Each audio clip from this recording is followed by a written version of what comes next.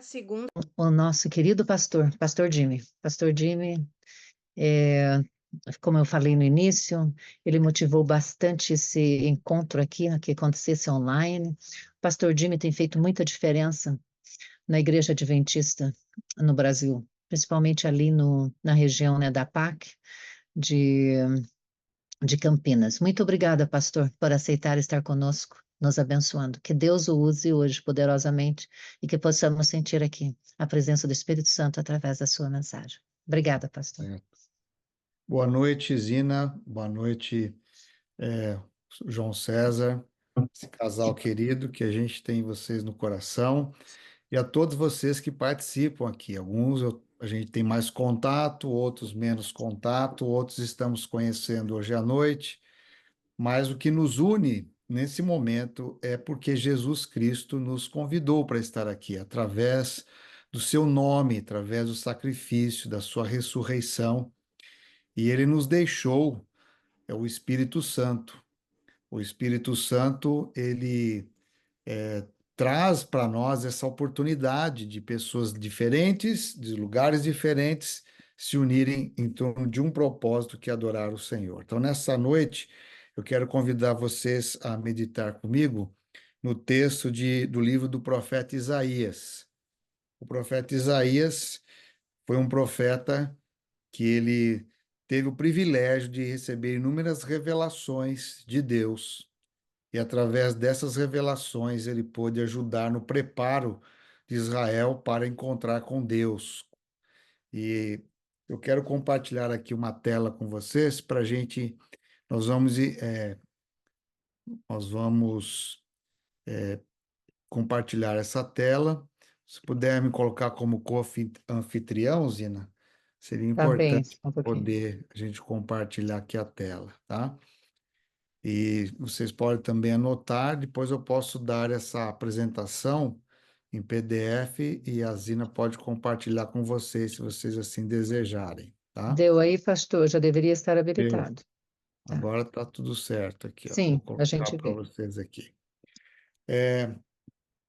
Essa expressão "eis-me aqui", ela aparece de maneira real duas vezes e aparece depois no final do livro em duas formas de expressão.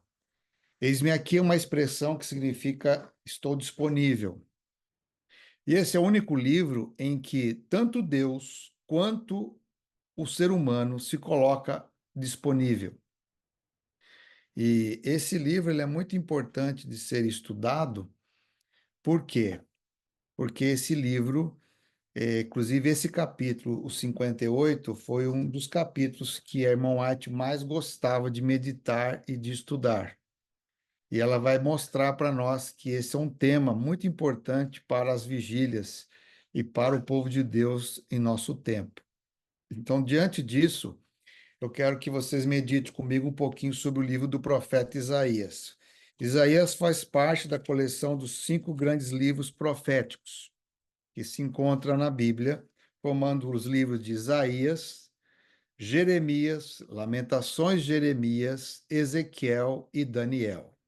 Para vocês terem uma ideia básica, o livro de Isaías ele promove o conhecimento a respeito do Deus servo, do Filho do Homem, que é Jesus, aquele que veio, que tomaria a forma humana. O livro de Jeremias ele dá uma ênfase maior no Deus o Pai, assim como também o livro de Lamentações.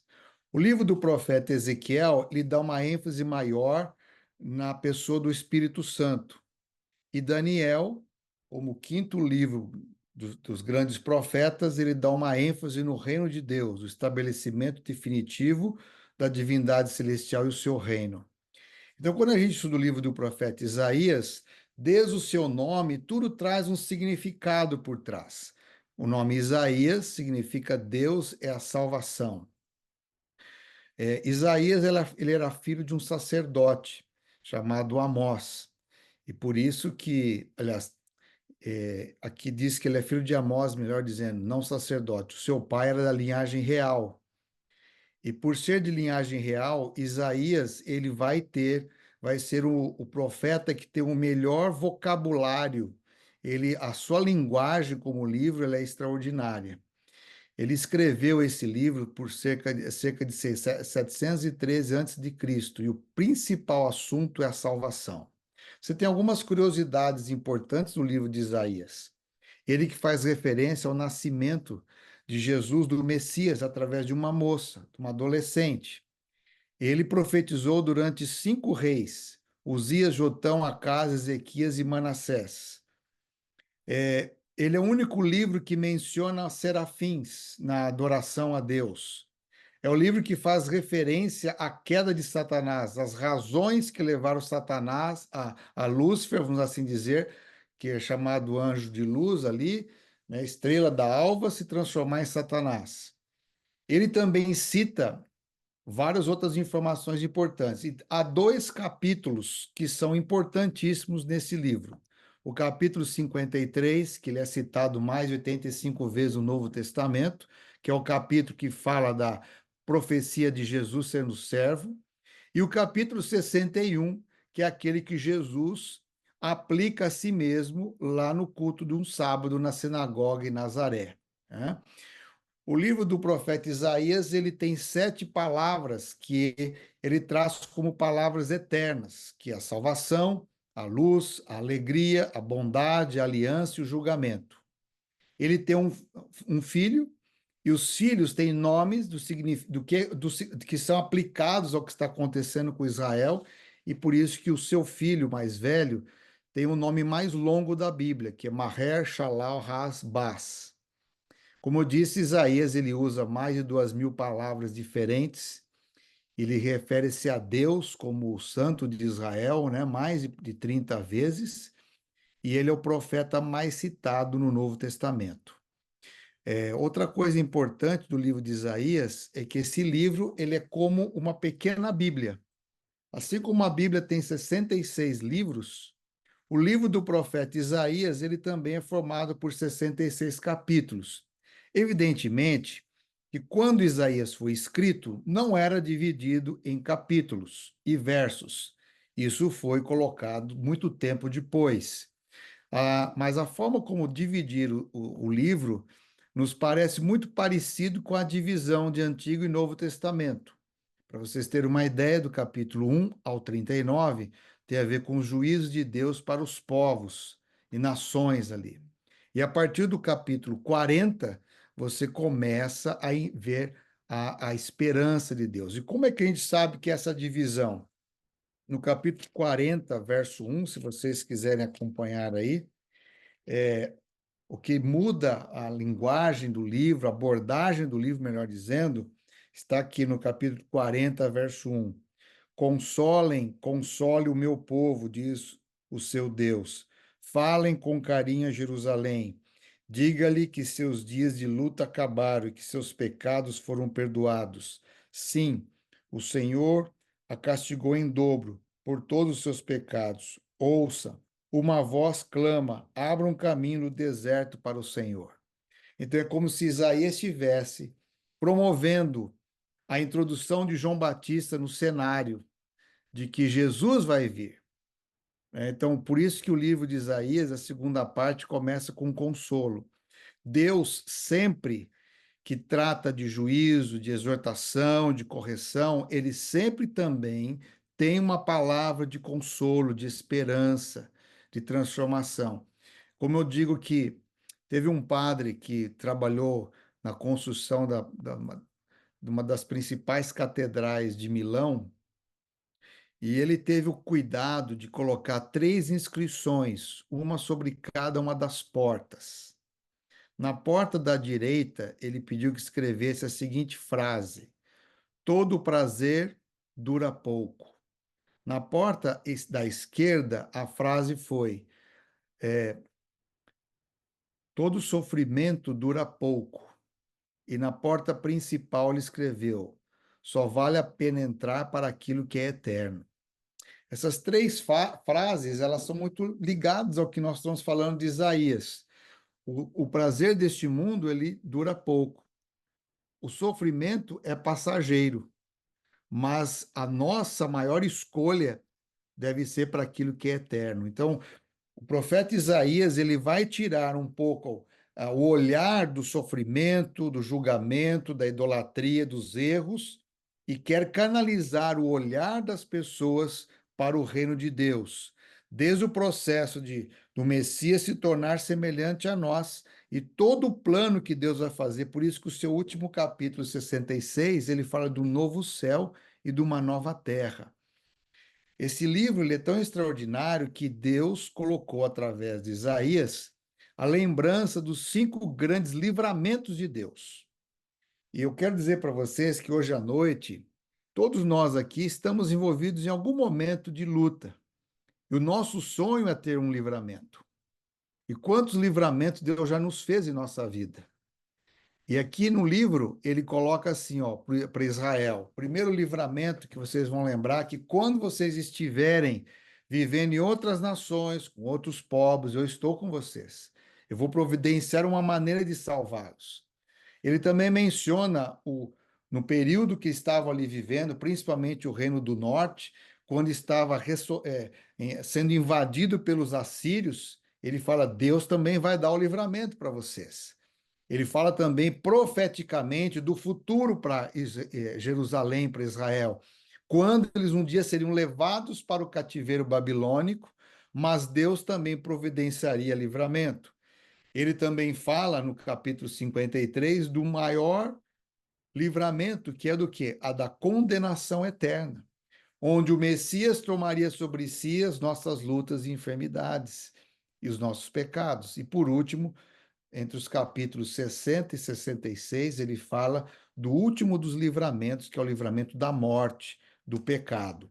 Então é importante lembrar que esse livro, como uma pequena Bíblia, por isso que ele foi o primeiro livro a ser encontrado lá nas cavernas de Qumran, em Israel, na redescoberta dos manuscritos do Mar Morto. O livro do profeta Isaías ele é tão importante que ele é mencionado já no primeiro vez que Jesus, que registra-se a pregação de Jesus em Lucas capítulo 4, registra que Jesus pegou, foi dado esse livro para Jesus, ele abriu no capítulo 61 e leu e fez aplicação. E parece ser extraordinário que o primeiro manuscrito encontrado nos vasos lá em Qumran, em Israel, em 1948, tenha sido o livro de Isaías. Com uma lembrança, essas promessas dadas no livro de Isaías, elas serão cumpridas para todos aqueles que amam ao Senhor, né? E agora vem essa informação, escrita por Ellen White em uma de suas cartas, que é a carta 76, no livro, no ano de 1902, ela escreveu assim: Meus irmãos, vocês necessitam estudar mais cuidadosamente o capítulo 58 de Isaías. Esse capítulo demarca o único caminho que podemos seguir com segurança. Eu não sei quantos de vocês já leram com calma esse capítulo, mas eu quero convidar você a abrir a Bíblia agora no capítulo 58. Não vou poder ler com todos os detalhes, né? Mas eu gostaria que nesse momento da vigília a gente pudesse, não sei se é possível, Zina, você colocar alguma música instrumental e a gente pudesse, todos que têm a Bíblia, pudesse fazer uma leitura breve com espírito de oração para que Deus possa falar com você nessa noite. Uma das coisas da vigília é a gente falar com Deus, e outra é permitir Deus falar conosco. E como é que Deus fala? Deus fala também através da leitura da sua palavra. Então, todos aqueles que têm a Bíblia, eu peço que vocês agora possam ler. Eu vou Eu fazer essa estou vendo a leitura. música aqui, pastor, Tá? a música de fundo. Se tiver uma música de fundo, eu vou fazer essa leitura devagar para aqueles que não têm a Bíblia, mas é importante você acompanhando, porque através da leitura, Deus vai falar com a gente nessa noite, tá bom? Então eu vou começar lendo aqui, vocês podem acompanhar. Grite alto com todas as suas forças. Grite alto com o som da trombeta. Fale ao meu povo Israel sobre sua rebeldia e seus pecados. Apesar disso, agem como se fossem piedosos. Vêm ao templo todos os dias e parecem ter prazer em aprender a meu respeito. Agem como nação justa, que jamais abandonaria as leis do seu Deus. Pedem que eu atue em favor deles e fingem querer estar perto de mim. Dizem: jejuamos diante de ti, Senhor. Por que não prestas atenção? Nós nos humilhamos com severidade e tu nem reparas. Vou lhes dizer por quê. Eu respondo: é porque vocês jejuam para satisfazer a si mesmos, enquanto isso oprime seus empregados. De que adianta jejuar se continuam brigando e discutindo? Com esse tipo de jejum, não ouvirei suas orações. Vocês se humilham ao cumprir os rituais, curvam a cabeça como junco ao vento, vestem-se de pano de saco e se cobrem de cinzas. É isso que vocês chamam de jejum? Acreditem mesmo que agradará o Senhor desta forma? O tipo de jejum que desejo é este: soltem os que forem presos injustamente, aliviem as cargas dos seus empregados, libertem os seus oprimidos, removam as correntes que prendem as pessoas, repartam seu alimento com o faminto, ofereça abrigo aos que não têm casa, deem roupas aos que precisam, não se escondam dos que carecem de ajuda. Então sua luz virá como o amanhecer, e suas feridas serão curadas no instante. Sua justiça os conduzirá adiante, e a glória do Senhor os protegerá na sua retaguarda. Então vocês clamarão, e o Senhor responderá: eis-me aqui. Removam o jugo pesado de opressão, parem de fazer acusações e de espalhar boatos maldosos. Deem alimento aos famintos, ajude os aflitos. Então sua luz brilhará na escuridão, e a escuridão ao redor se tornará clara como o meio-dia. O Senhor os guiará continuamente, lhes dará água quando tiverem sede, restaurará suas forças. Vocês serão como um jardim bem regado, como a fonte que não para de jorrar. Reconstruirão ruínas desertas das suas cidades e serão conhecidos como reparadores de muros e restauradores das ruas e casas. Guardem o sábado como o dia do Senhor. Não usem esse dia para cuidar dos seus interesses. Desfrutem o sábado e falem dele com prazer, como o dia santo do Senhor. Honre o sábado com tudo o que fizeram nesse dia. Não siga os seus desejos, nem falem coisas inúteis. Então o Senhor será a sua alegria. Grande honra lhes darei e os sustentarei com a propriedade que prometi ao seu antepassado Jacó. Eu, o Senhor, falei. Então, nesse momento, eu vou pedir para que duas pessoas orem para nós, né? Eu vou ver aqui, estou vendo aqui a Ana Lúcia, que está aqui participando conosco, fazer uma oração.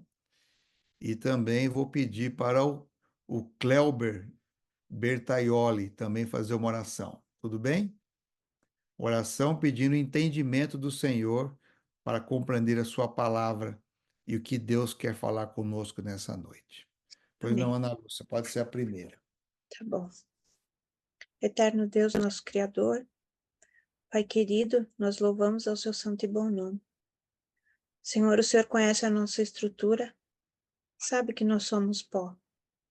Por isso nós imploramos, Senhor Deus, em nome de Jesus Cristo, que o Senhor nos dê o seu poder através do seu Santo Espírito.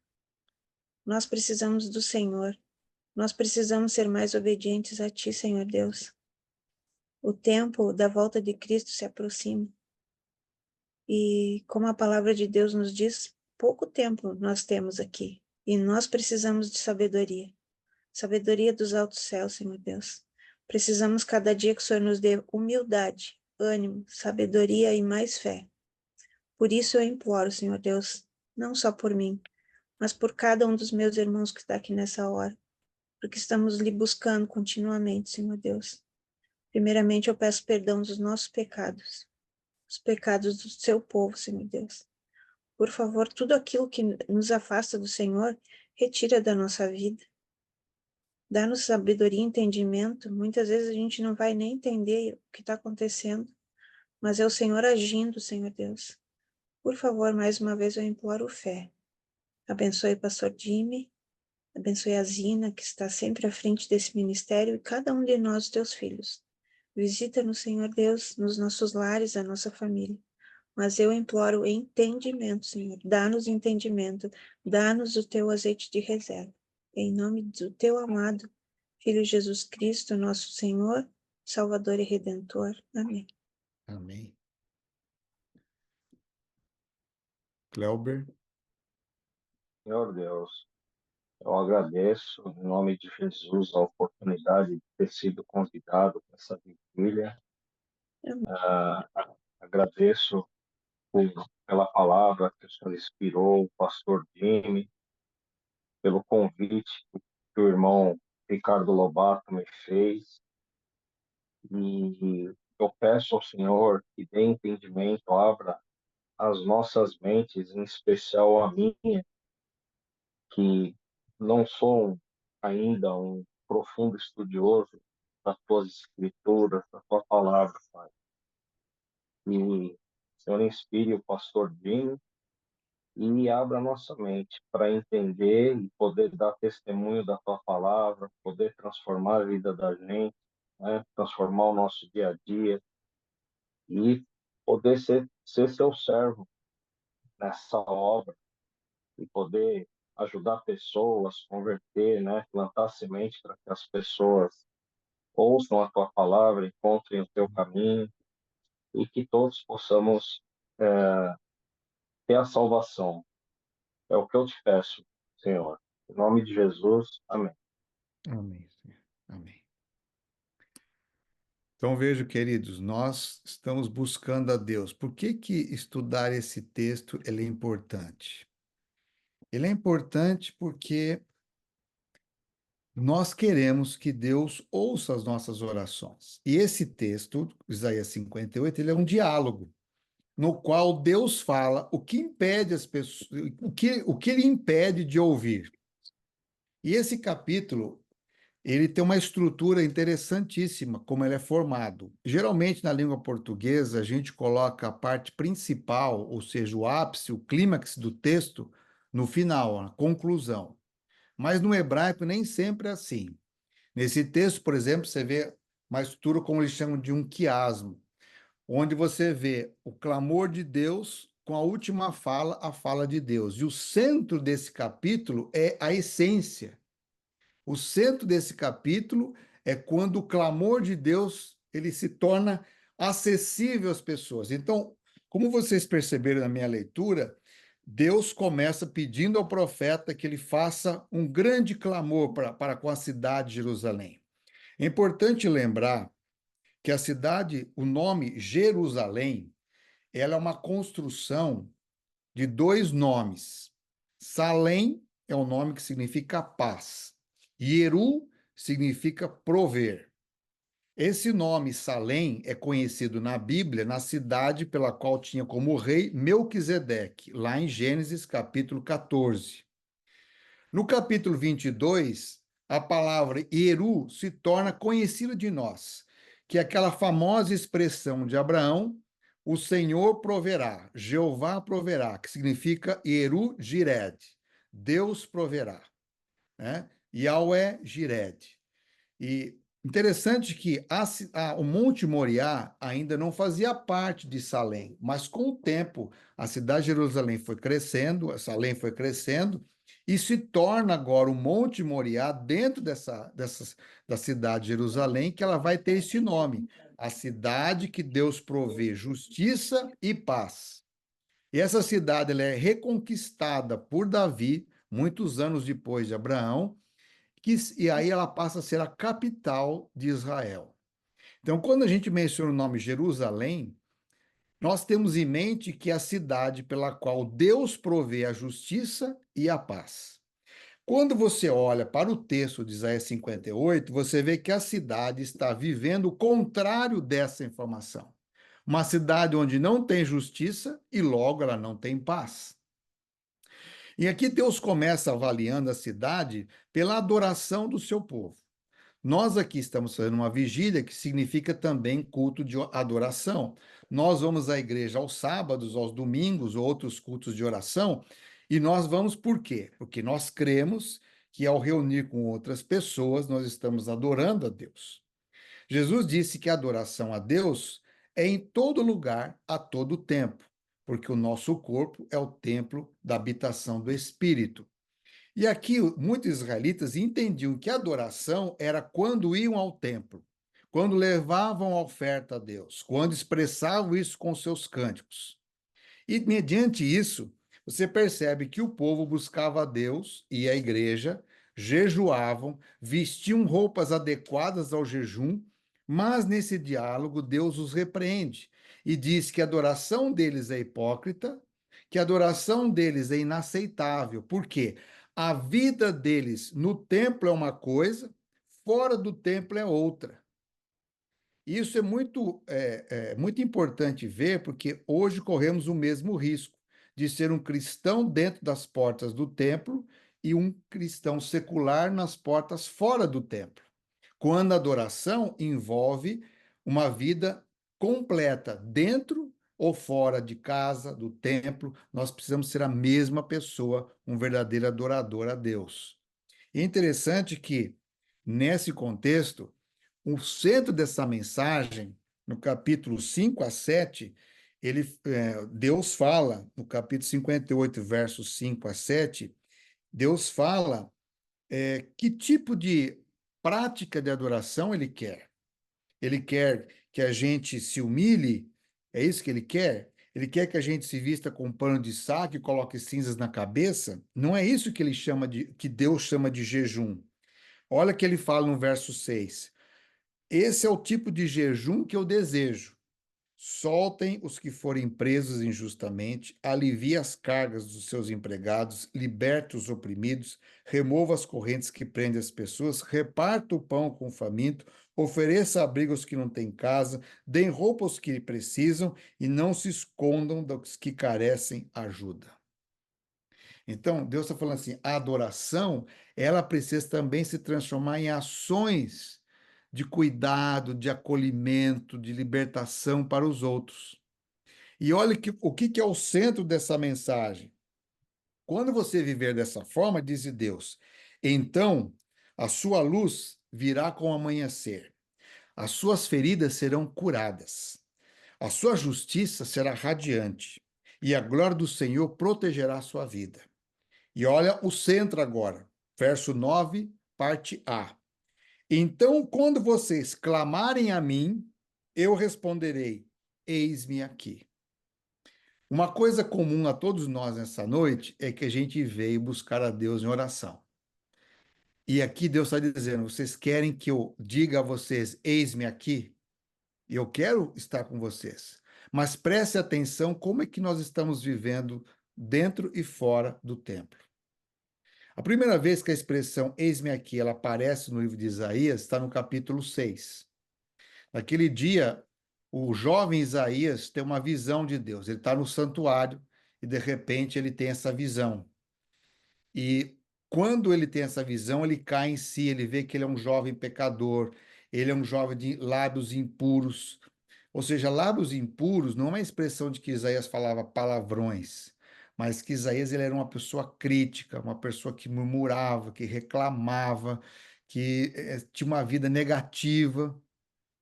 E ele, por viver dessa forma, ele se sentia totalmente incompetente para ministrar para as pessoas.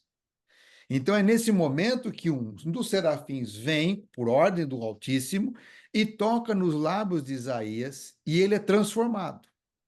Então a divindade celestial diz assim: quem poderá ir por nós para anunciar a boa notícia a Israel? Então Isaías diz assim: eis-me aqui, Senhor, envia-me a mim. O que eu quero dizer com isso nessa noite? Que Deus também quer nos enviar. Deus também deseja nos enviar, porque há uma missão a ser feita. A pergunta é: você está disposto a se colocar à disposição de Deus?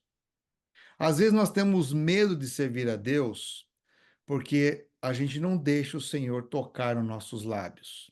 Isaías, o problema dele era a murmuração, a reclamação, a crítica. Talvez para você seja outro problema.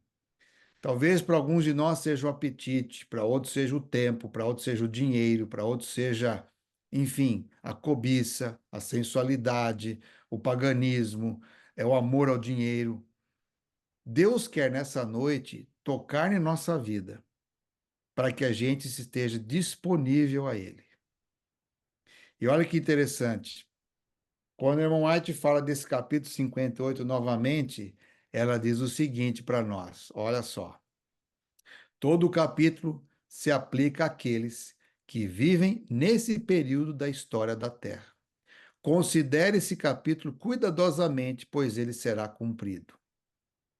Olha que interessante. Esse capítulo 58, ele veio agora mostrar que aquilo que um dia Isaías se colocou à disposição de Deus, Deus também está se colocando à disposição dos seus filhos e filhas. Quais são essas promessas de Deus? Aqui no verso 12, Deus traz uma promessa para todos nós. Ele fala assim, ó, seus filhos reconstruirão as ruínas desertas de suas cidades e serão conhecidos como reparadores de muros e restauradores de ruas e casas. Isaías menciona, nesse capítulo 58, verso 12, dois tipos de pessoas que vão fazer essa obra de Deus na terra: os reparadores de brechas e os restauradores de veredas. Essa não é uma expressão poética para se referir ao trabalho tanto sacerdotal quanto o trabalho profético. O trabalho sacerdotal, que é um trabalho de reparar a brecha, é um trabalho de intercessão. Por isso que nós estamos numa vigília. Interceder pelas pessoas, se interessar por elas, reivindicar ajuda para elas. Por exemplo, quando alguém te pede uma ajuda, talvez você não tenha, mas você tem network, você tem conhecidos que podem ajudar. Você está sendo um reparador de brecha. Você está abrindo caminho para ajudar uma pessoa. Então, o trabalho sacerdotal envolvia interceder pela pessoa, acolher a pessoa, orientar a pessoa. E o trabalho de restaurador de veredas era o trabalho do profeta, que era o porta-voz de Deus, para que as pessoas pudessem organizar novamente suas vidas em torno dos valores de Deus. Ao reparar os erros, as pessoas estavam voltando a ter reconciliação com Deus e, portanto, receber a sua bênção. Então, o trabalho de intercessão e o trabalho de ensino, ele precisa andar junto. E aqui, olha que interessante, o que eles deveriam reparar? O que nós vamos ler agora nos versos 6 a 10, que podem ser aplicados hoje para nós? Então, veja as informações resumidamente, do que eles deveriam reparar. Primeiro, o profeta Isaías, Deus enxergava Israel como um povo todo, que envolvia tantas as questões políticas, econômicas e religiosas. No caso agora, o povo de Deus, ele não está tão envolvido politicamente. Nós estamos falando agora das questões espirituais que envolvem as práticas na terra. Mas olha o que Deus falou para Isaías. Primeiro, ensine o povo a soltar os que foram presos injustamente. Essa semana morreu um homem numa das penitenciárias da Flórida que ficou 38 anos preso injustamente. Esse tipo de prisão que acontece com muitas pessoas, diante de Deus, é um pecado imenso.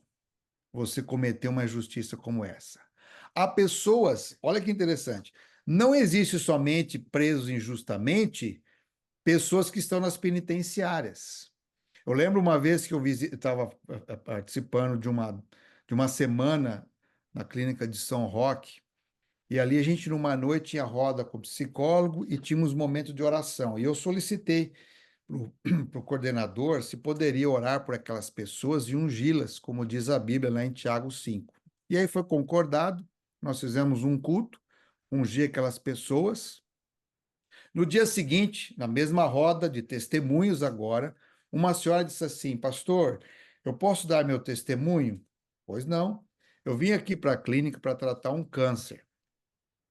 Mas nessa noite, Deus fez um milagre na minha vida.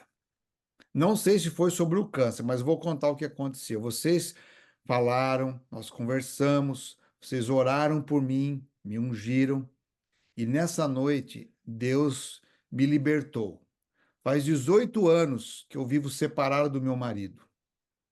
Ele me traiu muitas vezes e nunca mais consegui falar com ele.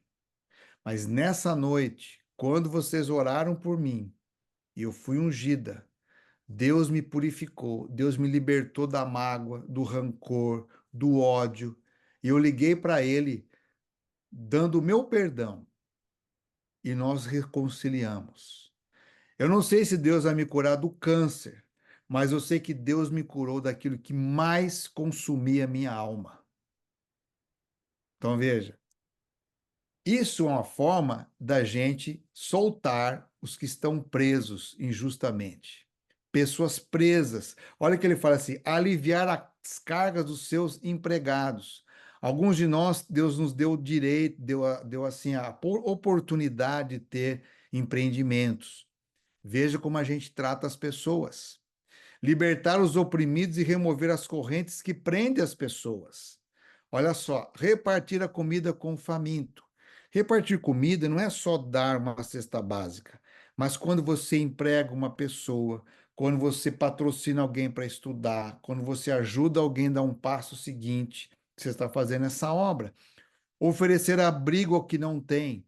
Vocês já pensaram como é importante na igreja a gente oferecer acolhimento a pessoas que sentem muito imensos pecadores, pessoas que vêm de uma vida totalmente errada.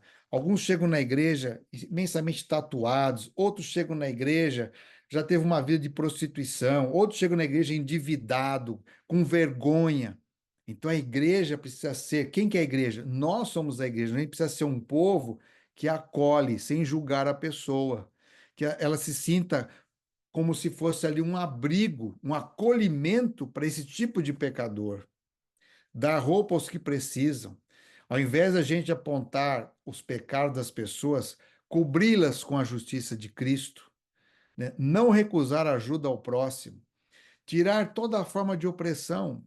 O lugar que tem mais opressão na terra é dentro da nossa casa. Às vezes a gente vê tantos casais que brigam, que oprimem, que ameaçam. Tire toda a forma de opressão do seu lar. Pare de ameaçar e de fazer acusações. A gente vive num país dividido por acusações. E a gente não pode deixar que isso aconteça na nossa casa, com os nossos familiares. Pare de espalhar boatos maldosos. Olha, veja interessante que já lá no Isaías, 700 anos antes de Cristo, já se falava de fake news. Pare de espalhar notícias que vão causar pânico, vão dividir as pessoas, vão trazer mau testemunho sobre elas. Outra coisa que ele fala, dar alimento aos famintos, ajudar os aflitos. Então você vê que essa obra que ele fala de, vou voltar aqui, ó. O que reparar? Reparar a obra de solidariedade na nossa vida. Todos nós precisamos ser pessoas solidárias. Precisamos entender que a igreja tem um papel de solidariedade. E agora, a segunda parte, ele diz assim: o que devemos restaurar? Então, os versos 12 a 14, ele fala aqui, ó. O que temos que restaurar? As antigas ruínas, os fundamentos para muitas gerações e o sábado. Essas três coisas o povo de Deus precisa restaurar. Então, nesse momento, nós vamos fazer uma interrupção aqui para a gente orar a Deus, porque nós precisamos restaurar. O que seriam essas veredas antigas? O que seria esses ensinamentos que a gente viu aqui de muitas gerações, né? O que seria isso? O que seria restaurar o sábado? Como é que pode ser feito isso hoje? Então, eu quero pedir aqui para mais duas pessoas orar conosco. Eu gostaria que, não sei se a Ágata Cristina pode orar com a gente, por gentileza, Ágata. E vou pedir também, deixa eu ver se tem mais algum rapaz aqui conosco. que possa orar com a gente, que seja câmara aberta. Jurandir Garcia, você pode orar conosco, Jurandir? Não tem como. Vou colocar, então vou pedir aqui para a Marli também orar com a gente. Então nós temos aqui a Ágata Cristina para fazer uma oração e a Marli logo em seguida fará outra oração. Pois não, então vamos orar. Maravilhoso Deus, soberano Pai, nesse momento, Senhor, nós paramos aquilo que estávamos fazendo para dedicarmos esse tempo para ouvir a Tua palavra, para nos aproximarmos mais de Ti e para suplicar, Pai, que o Senhor, na Sua infinita bondade e misericórdia, possa reparar, Senhor, as brechas que precisam ser supridas na nossa vida, Senhor. Sobretudo naqueles pontos em que nós sabemos, já conhecemos a Tua palavra, já somos sabedores e que sabemos que precisamos fortalecê-los. E aqui o pastor, Senhor Jimmy, mencionou a questão do sábado. Nós sabemos, ó Pai, a importância desse dia para recarregar nossas energias, para nos conectarmos mais contigo, para estarmos mais próximos dos nossos familiares, para darmos uma pausa nas lutas, nas aflições, nas preocupações. Mas nós sabemos que muitas vezes, ó Pai, só o nosso corpo guarda o sábado, mas a nossa mente não. Por isso, Pai querido, pedimos pela Tua infinita bondade, que o Senhor nos ajude, trabalhe dentro da nossa mente, que é o campo de batalha mais disputado pelo inimigo, para que nós possamos, de fato, estarmos conectados contigo, sobretudo no sábado, Senhor. Amém. Venha nos ajudar, venha nos purificar, venha nos perdoar a cada dia, para que nós possamos, dessa forma, Pai, definitivamente estarmos diante da Tua presença. Muito obrigada, Amém. porque ainda temos a Tua misericórdia, podemos contar com a Tua graça, e temos ainda o dia, Senhor, de podermos estar colocando a nossa vida em dia diante de Ti. Suplicamos pelo Teu santo e bom Espírito, que atenda, Senhor, nossa solicitação, atenda o nosso desejo, para a honra e glória do nosso Senhor e Salvador Jesus Cristo. Amém. Grandioso Deus, eterno Pai, louvado seja o teu nome por Amém. tão belas instruções que o Senhor nos deixou mediante a tua palavra. Pai querido, possamos ser, sim, restauradores de brechas, guardadores do teu santo sábado. Possamos, Senhor, mostrar às outras pessoas a luz que o Senhor tem colocado em nossa vida. Que desta forma, Senhor, possamos alcançar almas para o céu. Pai querido, muito obrigada por todas as bênçãos que o Senhor tem derramado em nossas vidas. Apesar de sermos quem somos, falhos e pecadores, o Senhor nos tem mostrado o caminho, o Senhor tem dirigido a nossa vida através da tua palavra, através das instruções que o Senhor nos tem deixado. E o Senhor continua sendo hoje o que o Senhor foi antes e o que o Senhor será eternamente, santo e soberano em nossa vida. Ajuda-nos a entender, Senhor, os teus planos e os teus propósitos para nós, como restauradores de brechas, como guardadores do sábado, como aqueles que devemos honrar o teu nome aqui neste mundo, para que outras pessoas entendam o caminho que devem seguir, assim como nós também. Pai querido, por favor, perdoe as nossas falhas, que nós não venhamos, Senhor, a nos desviar dos teus caminhos e dos teus planos para a nossa vida. Continue abençoando, Senhor, esta noite maravilhosa que nós temos, onde estamos estudando e aprendendo aquilo que o Senhor deseja para cada um de nós. Dê-nos, Senhor, a tua direção e ajuda-nos a aceitar os teus planos para nós. Perdoa, Senhor, te pedimos as falhas que temos, que nada disso venha nos afastar dos seus caminhos. E dá-nos, Pai querido, por favor, teu Santo Espírito, para que sempre possamos estar cada dia mais juntinhos de ti. Tudo isso nós te pedimos, Pai, te suplicamos, pelo perdão, pela graça, pela misericórdia, através do teu Filho Jesus, nosso Senhor e Salvador. Amém. Amém. Muito obrigado, Ágata e Marli, por interceder por nós. Então, para a última parte desse texto, nós entendemos o seguinte, olha só. O que seria as antigas ruínas, que diz aqui no verso 12, né? O Senhor os guiará continuamente e lhes dará água quando tiverem sede e restaurará suas forças. Nós viemos aqui nessa noite porque nós precisamos de forças em Deus Precisamos de ser saciada a nossa fome e nossa sede de Deus. E ele fala assim, ó, vocês serão como um jardim bem regado, como a fonte que não para de jorrar. Ou seja, uma vida abençoada. Vocês vão perceber na Bíblia que tem várias ocasiões e diversas formas de linguagem que Deus mostra como é a sua bênção. Por exemplo, Davi orou assim, ó: unjas a minha cabeça com óleo e o meu cálice transborda. Certamente que a bondade e misericórdia me seguirão todos os dias da minha vida e habitarei na casa do Senhor para todo sempre. Olha que interessante. Qual era o conceito de Davi? Que a sua cabeça, sua mente fosse ungida pelo poder de Deus. E esse poder do Senhor pudesse transbordar na sua vida. Agora, olha o que ele diz, o que diz o profeta Isaías, né? Vocês serão como um jardim bem regado. Um jardim bem regado, onde as flores, as plantas, a horta, ela frutifica, ela é viva. E uma fonte que não para de faltar água. O tempo inteiro está jorrando água. Quer dizer, uma vida que está continuamente fazendo o bem, jorrando bênção. Então, mediante isso, vamos ver quais são os pontos que Isaías nos menciona aqui, ó. Interessante que, primeiro eu vou mencionar do sábado, vou pegar o último ponto.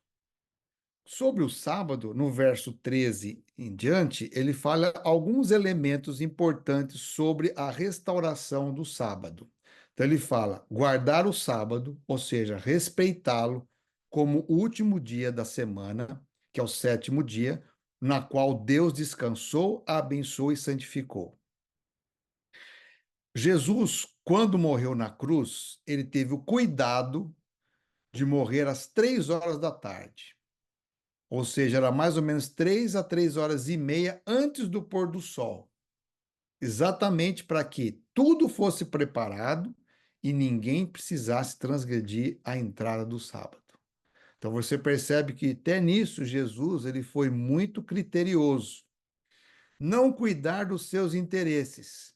O próprio Jesus, ao guardar o sábado na criação, ao guardar o sábado lá na salvação, no Calvário, ele estava mostrando para nós que ele estava cuidando dos interesses de Deus e não os do seu. E é por isso que a irmã White dá-nos a entender que nós, todo ser humano que irá para o céu na sua viagem, também guardará o sábado para entrar no céu. Outra coisa que o texto fala, aprender a desfrutar o sábado.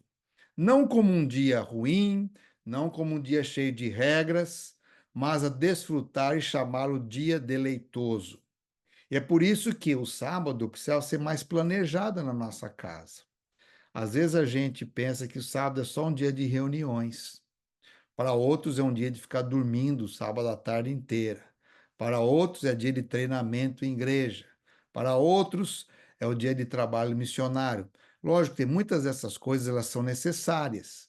Deus não está proibindo que a gente possa dormir um pouco mais, mas a gente deveria distribuir bem as horas do sábado e desfrutar deles. Quantas famílias poderiam estar num jardim com seus filhos, conversando, trocando ideias, abençoando? Quantos poderiam estar visitando pessoas que passam por solidão, vivem sozinhas, né? Outra coisa que ele fala assim: fale do sábado com prazer. Ao invés de falar palavras inúteis, de coisas frívolas, fale do sábado, fale no sábado com prazer. Cante hinos, louve ao Senhor. Honre o sábado. Não trate ele de qualquer jeito.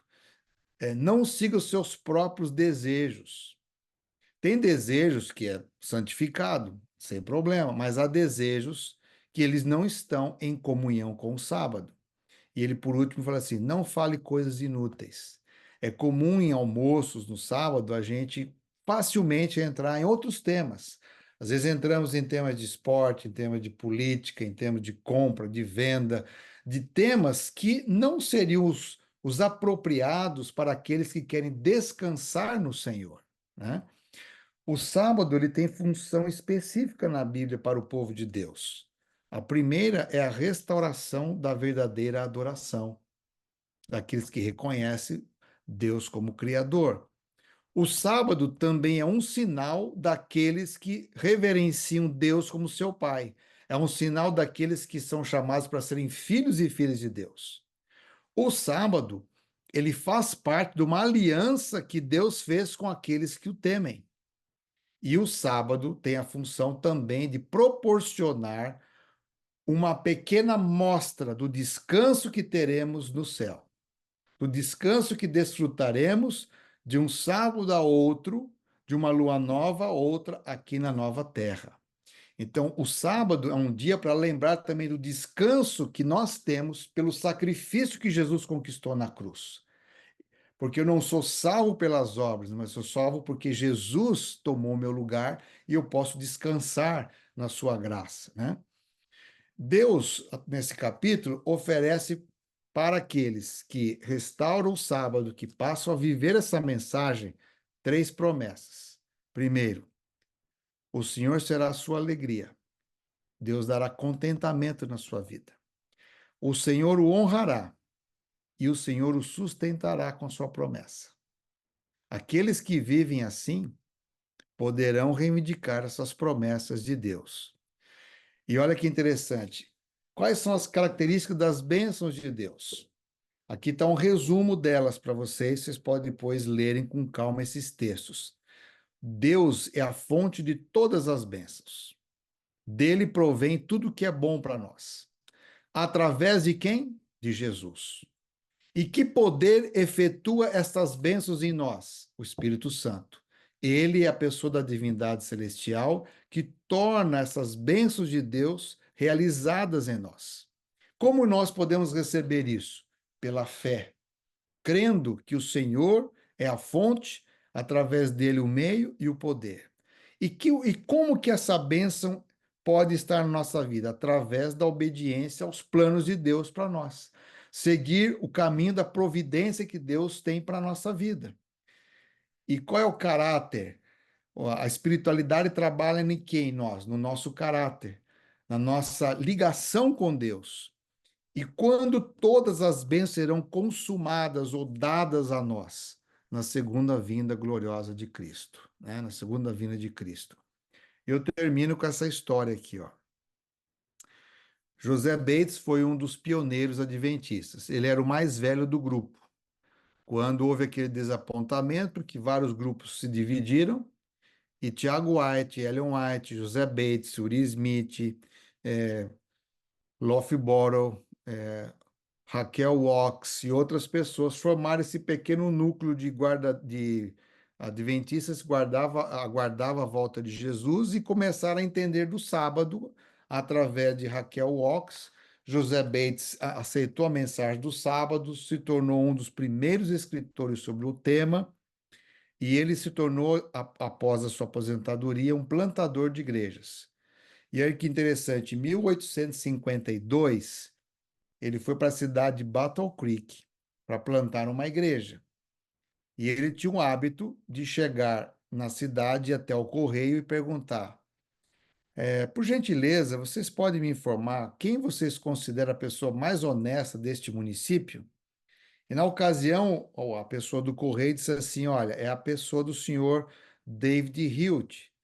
David Hilt era um jovem comerciante presbiteriano, casado, tinha filhos pequenos, e José Bates visitou ele uma manhã. Quando chegou à sua casa por volta de 7 horas da manhã, David estava cantando hinos com a sua família, no culto familiar. E aí ele bateu a porta, foi recebido por David, foi convidado a participar do culto da família e explicou a razão da sua visita. E ali passaram a manhã conversando sobre a Bíblia.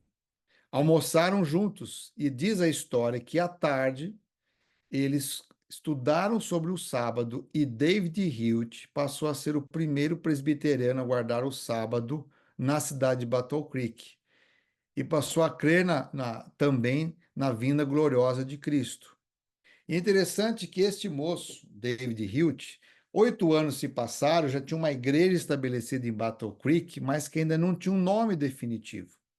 E foi este jovem que sugeriu o nome Igreja Adventista do Sétimo Dia. Foi dado esse nome em 1860. Olha que interessante. O nome do movimento que proclama a vinda de Cristo em glória e a restauração da lei de Deus, principalmente do sábado, foi dado por alguém que era considerada a pessoa mais honesta da sua cidade. Isso é muito importante a gente lembrar e terminar com essa pergunta: onde, na atualidade, encontramos o povo que é assim referido? Quem é esse que edificará as ruínas antigas e levantará os fundamentos de muitas gerações? Onde está o povo que tem tido a luz do céu para ver que uma brecha tem sido feita na lei de Deus? Então, Deus, nessa noite, nos convida para que a gente possa se levantar para fazer o bem, para anunciar as virtudes do céu, para reparar as brechas e para reconstruir os valores de Deus. Quando fala de reconstruir os valores, lembra lá que ele fala, vocês vão reconstruir as veredas antigas? Eu não tenho tempo para passar para vocês aqui, mas ao estudar as veredas antigas, tem muita coisa interessante no livro de Deuteronômio, que pode ser para uma outra vigília a gente estudar isso. O que Deus quer que a gente repare? Essa é uma das razões por que tem a mensagem de saúde adventista, porque tem educação adventista, porque tem a missão de pregar o evangelho em todos os lugares, porque tem a necessidade de restaurar as famílias adventistas, a educação de filhos, né? Ou seja, Deus tem um plano de restauração pleno, completo, holístico, em todas as áreas da nossa vida, não como cobrança, mas como um privilégio de sermos restaurados à imagem e semelhança do Senhor. Esse é o papel nosso. E maravilhosamente Deus está fazendo em cada um de nós, a começar no nosso caráter. E quando ele voltar, ele concluirá na nossa carne, no nosso corpo. Ou seja, hoje a maioria de nós quer ter um corpo bonito, restaurado. Mas essa será a última obra do Espírito, na volta de Jesus. Então, qual é a obra hoje? É a restauração do caráter, é a restauração dos nossos sentimentos, é a restauração da nossa personalidade, da nossa maneira de ser. Por isso que o cristão, ele não vive apenas ele não vive na aparência, ele vive na essência. E é isso que o Isaías 50 está dizendo. Eu não quero um povo que demonstra jejum com a cara fechada, que é todo formal. Eu quero um povo que viva o evangelho, que trate as pessoas com dignidade, com respeito, com mansidão. Quando errarem, que a gente seja humilde de pedir perdão, de reconciliar. Eu tenho certeza que Deus tem grandes planos para todos nós aqui. E se você estiver perto dessas pessoas que você pediu oração, vá até elas. Leve alguém da igreja, ore com elas. Unja essas pessoas em nome do Senhor. Hoje à tarde eu saí da associação e fui visitar essa menina, a Lohane. Ela tem o quê? 5 anos? Não, menos de 5 anos. Tem 4 anos. Eu fui lá orar e ungir essa criança que o pai e a mãe pediram. Porque é nosso dever e aproximar das pessoas. Não precisa esperar para um pastor ir. Se você estiver perto de alguém, ore, unja essa pessoa, faça o bem, dê instrução se você é capaz de oferecer alguma instrução que está à sua altura. Eu sei que aqui pode ser que tenha pessoas que são médicos da área da saúde, outros não são. Mas aquilo que estiver ao seu alcance de orar por essa pessoa, faça. É para isso que a gente se reúne numa vigília. Poderia perguntar assim: vocês me buscam em vigília para orar por mim, mas vocês nunca estão disponíveis para ajudar as pessoas. Deus poderia julgar a gente assim.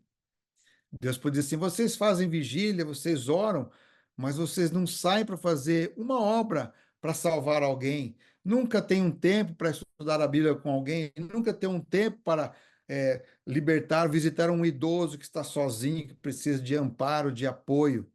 Então, vamos aliar a nossa vivência espiritual com a prática da fé. Eu tenho certeza que assim como Deus está disponível dizendo: eis-me aqui, eu também tenho certeza que Ele deseja que eu me coloque. Eis-me aqui, Senhor, envia-me a mim. Que Deus nos abençoe. Quero orar com você nesse momento. Pai querido que estás nos céus, cada janelinha que está aqui na minha frente é uma alma, uma pessoa especial pela qual Jesus Cristo deu a sua vida. Obrigado, Senhor, porque o livro de Isaías não é um puxão de orelha. O livro de Isaías é um convite. Assim como aquele teu filho se disponibilizou, nós também nos disponibilizamos a ti, Senhor. E o Senhor nos envia. O Senhor deseja nessa noite tocar nossa vida para que a gente seja purificado, para que a gente seja transformado. Tu conheces aonde somos frágeis, onde nós temos dificuldades, Senhor, se é na maneira de falar, se é na maneira de pensar, se é na maneira de agir. Deus, toque na nossa vida, para que a gente possa servi-lo de coração puro, limpo, do jeito que o Senhor nos ensinou nessa noite. Que a tua igreja aqui representada possa viver Isaías 58 como reparadores de brecha e restauradores das veredas do Senhor. Em nome de Jesus. Amém. Amém. Amém. Muito obrigada, pastor, por trazer uma mensagem tão inspiradora. O profeta Isaías, profeta messiânico, né? E Sim. que esse capítulo muito especial para mim também, 58, seja uma realidade em nossas vidas, né? Que possamos viver aquilo que pregamos, aquilo que lemos. Muito obrigada, pastor. Muito obrigada a Vamos orar todos. ao Pai Nosso, todos nós? Isso, Vamos, pastor. Vamos lá? vamos. Pai nosso que estás Nosso no que Estás no estás no céu, céu. céu, santificado seja o teu nome. santificado Venha o seja teu reino, seja feita a Da tua tua vontade, vontade, assim na terra terra como no céu. nos céus. O pão nosso de bom cada Cada dia dia nos dai nos dá hoje. hoje Perdoa as nossas nossas dívidas, dívidas, assim como nós perdoamos aos perdoamos os nossos nossos devedores. devedores. Não nos deixes cair Nos em cair em tentação, tentação, mas mas livra-nos do livra-nos do mal, mal. porque teu é o O reino, o reino, o poder e a poder e a glória glória para para para sempre. sempre. sempre. Amém. Amém. Amém.